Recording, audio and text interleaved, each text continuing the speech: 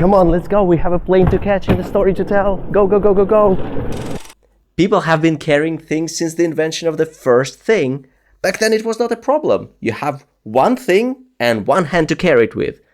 What if you have two things? Still not a problem. Oog has two hands to carry his two things, and it's fine. But what to do when you have three things? Well, this is when the humanity's long-time companion history begins.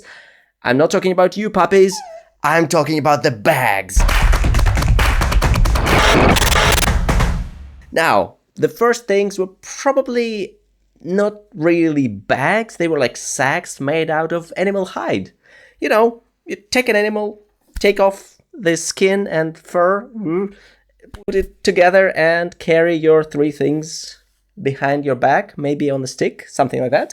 But the problem with this is that animal hide, it rots fast, leaving no traces at all for historians to find, and that means that we do not really know much about these bags. But I have one story about this, and for this we are flying to Jordan. Go, go, go, go, go! Okay, so the first stop is Jordan, but it's just the first leg of our journey. Let me just quickly order the tickets. And... oh. Cue the montage!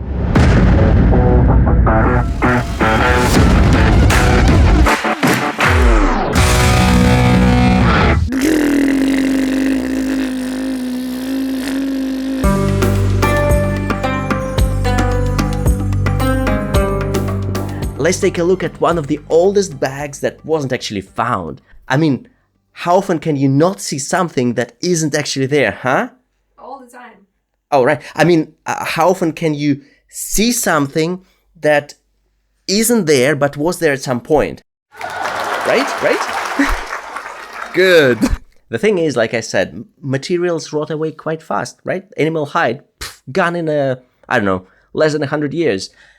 But when archaeologists find something, like some things, like three or more, lying together neatly, they can suggest that they were carried in a bag. And the bag rotted away, but the things are still there.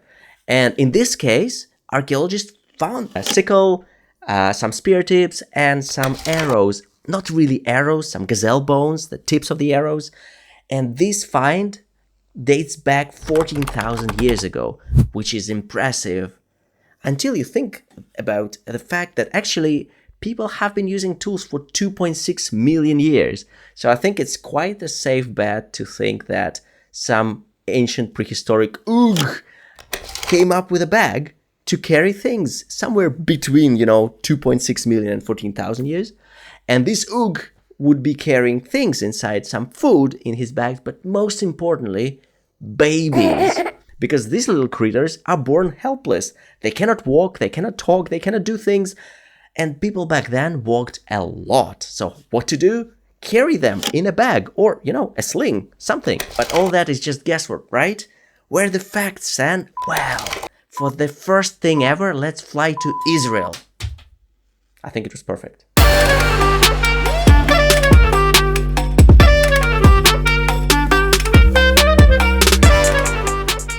So here, the basket was found with the lid closed in a cave in a Judean desert. And you know what? It's not just an old basket. It's also one of the best preserved baskets. I mean, I kind of want to look like this when I'm 10,000 years old. Just look at that. Also, what's interesting about this basket is that even though it was empty, it contains a hidden lesson. Contains, huh? Anyway, archaeologists found that there were some antiquities looters there, and they were digging at the same spot, almost getting there, like stopping this much. It's like 10 centimeters, 4 inches before the basket. So here's the lesson. Don't give up on your dreams. Unless you're antiquities looters, and then please do give up on your dreams. I'm talking to you, Bob. Give up on your dreams right now. Thank you. But it's the basket, right? It's not really a bag. You want a bag? Fine. Let's fly to the coolest backpacker ever. And I'm talking real cool, like Frozen.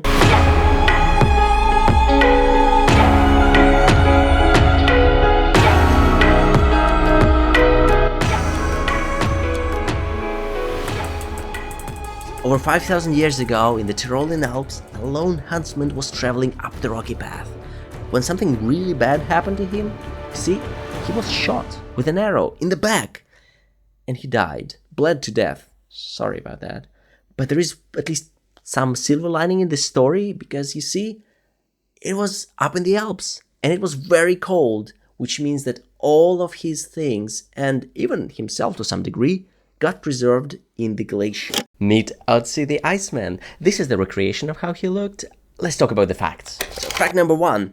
He wore some really amazing shoes. Scientists think that actually they needed a cobbler, like a special profession, which was very rare back in the day, just because these shoes were so hard to make. But this man, this amazing human being, he was carrying a backpack, like a real backpack. After recreation, like scientists still needed to put some things, because, you know, things do rot even in the cold temperature. It looked something like this, which is so cool. And this is not everything, because he was also carrying a pouch on his belt, like 2 bags in one find. Now, if you like bags for their high fashion, if you like to show off, you might be interested, because you know, they found just the bag. Okay, so we are in Germany right now, you know, that kind of place.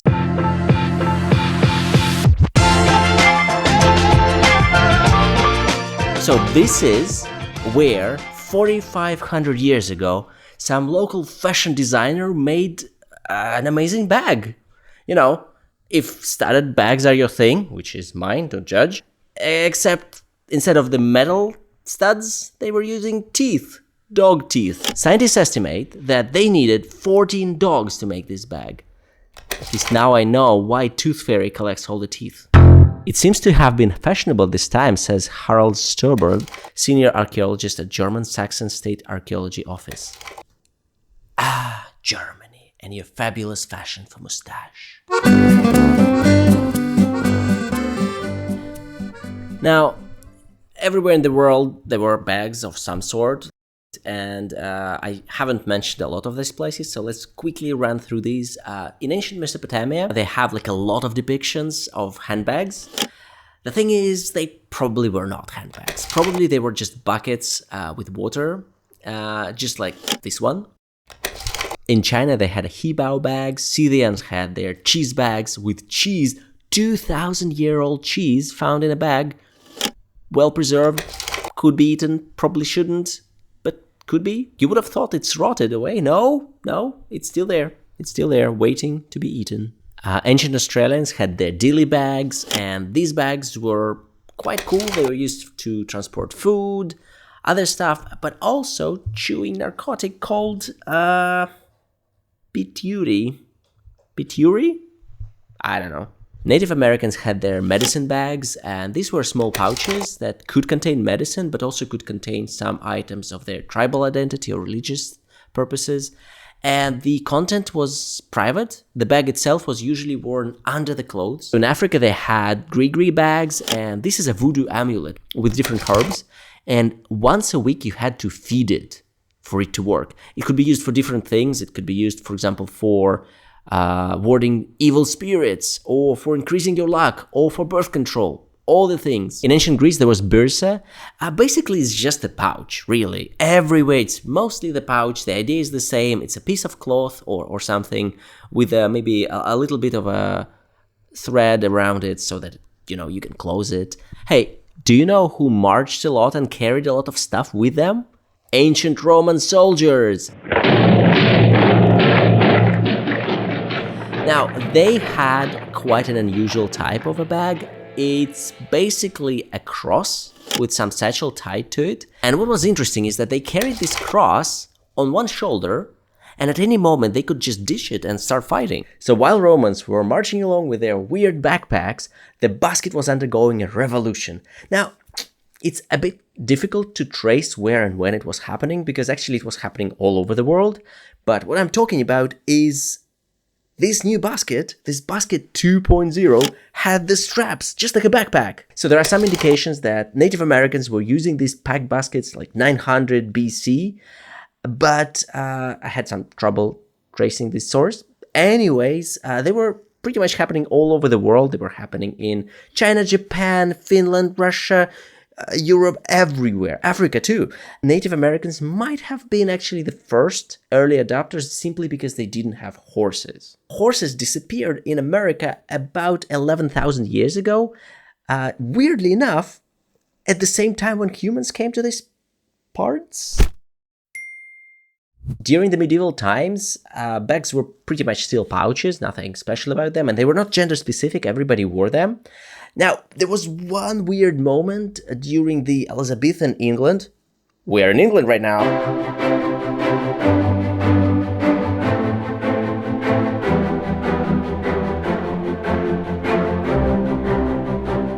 Women wore puffy dresses with lots of petticoats and stuff, and somewhere along these layers, the bag was hidden from the view.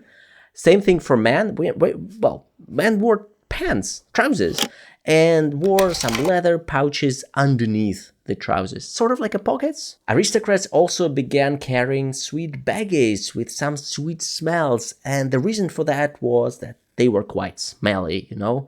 On average, aristocrats had a bath maybe like a couple of times a month, and the lower class, which is pretty much everyone at that moment, well, you were lucky if they washed once a month. But during the Industrial Revolution, fashion has changed a lot, and a lot of different bags just exploded into the scene. Now, this is pretty much the end of the transformation period, because this is where most of the bags had already been invented.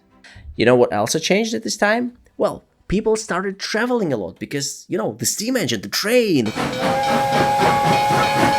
Because before the steam engine, traveling was a miserable experience that took months in a coach. Ugh. But with a train, well, it became a thing. People started traveling. And with traveling, the suitcases appeared, because this is the way to travel. Also, theft became a thing. I mean, it never was not a thing.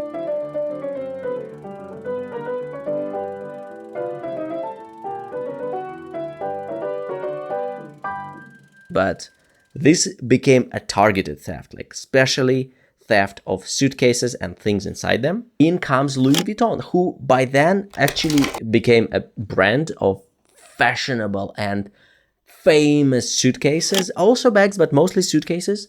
And he decided to solve this problem of theft and made an unpickable lock. Well, as you can guess from the name, it was a lock that is quite hard to pick.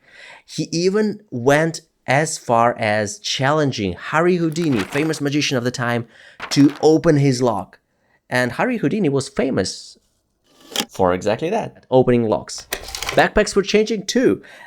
And they were still mostly used by the soldiers, and if anything, they actually became a little bit worse than Ötzi used to have. But for this, it's time to leave Europe and fly to United States.